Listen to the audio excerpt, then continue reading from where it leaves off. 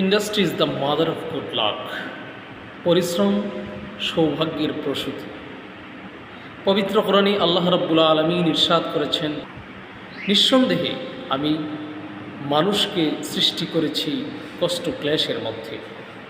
পৃথিবীর ইতিহাসে সভ্যতা বিনির্মাণে সবচেয়ে বেশি মানুষের ত্যাগ তিতিক্ষা রয়েছে।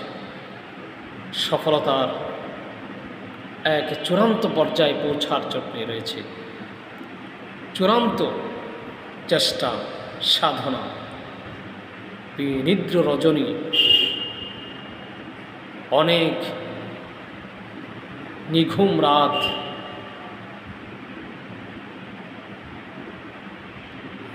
বিজয়ের মালা ছিনিয়ে আনার জন্য সফলতার এক একটি মঞ্জিল অতিক্রম করার প্রয়োজনে সমস্যার এক একটি হিমালয় জয় করতে প্রয়োজন কঠোর পরিশ্রম ও সীমাহীন ত্যাগ।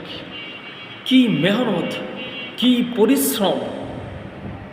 জেল, জুলুম, হিজরত, শত সহস্র লক্ষ কোটি পরিশ্রমের বিনিময়ে সফলতা। আজ পৃথিবীর মুখে মুখে ইসলাম, আল্লাহর রাসূলের জয়ধ্বনি। এত পরিশ্রমের পরেও আল্লাহর রাসূল এবং সাহাবায়ে কেরাম হতাশ হননি,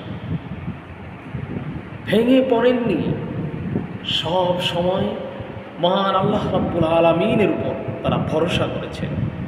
নিজের জীবনের সমস্ত সুখ বিসর্জন দিয়ে আল্লাহর জন্য, ইসলামের জন্য সারাটি জীবন তারা সংগ্রামে লিপ্ত ছিলেন।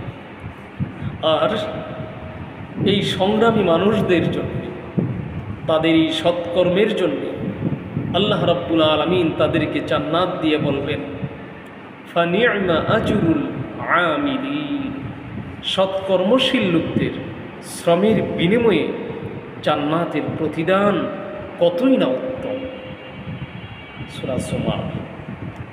তাই আল্লাহ তাআলা আমাদেরকে পরিশ্রমী হয়ে ইবাদত বন্দেগী করার, সৎকর্ম করার, প্রতিনিয়ত মানব সভ্যতার সফলতার চাকাকে সামনে এগিয়ে নেওয়ার প্রত্যয়ে আমাদের জীবনকে অতিবাহিত করার সুনসিব দান করুন। আমিন। ওয়া আখির দাওয়ানা আনিল হামদুলিল্লাহ। আসসালামু আলাইকুম।